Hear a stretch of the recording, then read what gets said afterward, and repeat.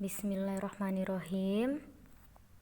Assalamualaikum warahmatullahi wabarakatuh. Bagaimana kabarnya anak-anak Sholih? Semoga selalu dalam keadaan sehat dan selalu dalam lindungan Allah. Amin. Hari ini kita bertemu kembali dalam pembelajaran tematik. Dimanapun kita belajar dan dengan siapa, kita harus selalu semangat ya. Hari ini kita sudah sampai pada tema 2, subtema 4. Materi yang akan kita pelajari hari ini adalah bahan pembentuk benda. Sudah siap teman-teman? Baiklah, mari segera kita mulai. Bahan pembentuk benda. Benda ada yang terbuat dari plastik, kertas, kaca, dan kayu.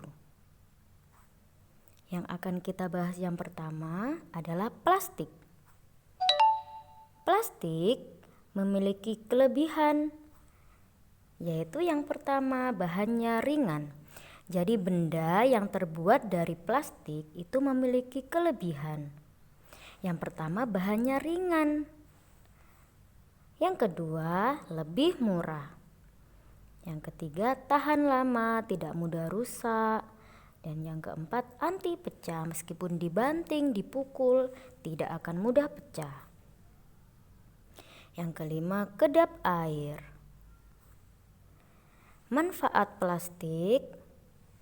Yang pertama, plastik itu biasanya digunakan untuk perabotan rumah tangga seperti piring dan gelas. Piring ada yang terbuat dari plastik, gelas juga ada yang terbuat dari plastik. Yang kedua, bahan pembungkus benda-benda cair. Ketika teman-teman membeli es, biasanya dibungkus menggunakan plastik ya. Yang ketiga, penutup makanan. Biasanya di dapur ada penutup makanan yang terbuat dari plastik ya. Selanjutnya, benda yang terbuat dari kayu. Kelebihan benda yang terbuat dari kayu yang pertama adalah berbahan keras dan kuat. Yang kedua, anti pecah, meskipun dibanting tidak akan pecah. Yang ketiga, tahan panas. Nah, tahan panas ini meskipun ditaruh di atas api itu tidak akan mudah panas. Yang keempat, mudah dibentuk dengan cara dipahat, digergaji, dipaku, dan dipalu. Yang kelima, mudah diperoleh karena diambil langsung dari alam, karena kayu bisa didapatkan dari batang pohon. Nah, berikut ini gambarnya. Bahan yang terbuat dari kayu, benda yang terbuat dari kayu, contohnya kursi, meja, lemari, dan masih banyak yang lainnya. Selanjutnya kaca. Kelebihan benda yang terbuat dari kaca adalah yang pertama memiliki sifat tembus pandang. Tembus pandang itu seperti jendela, dari dalam maupun dari luar itu terlihat. Yang kedua, mudah dibersihkan karena permukaannya licin.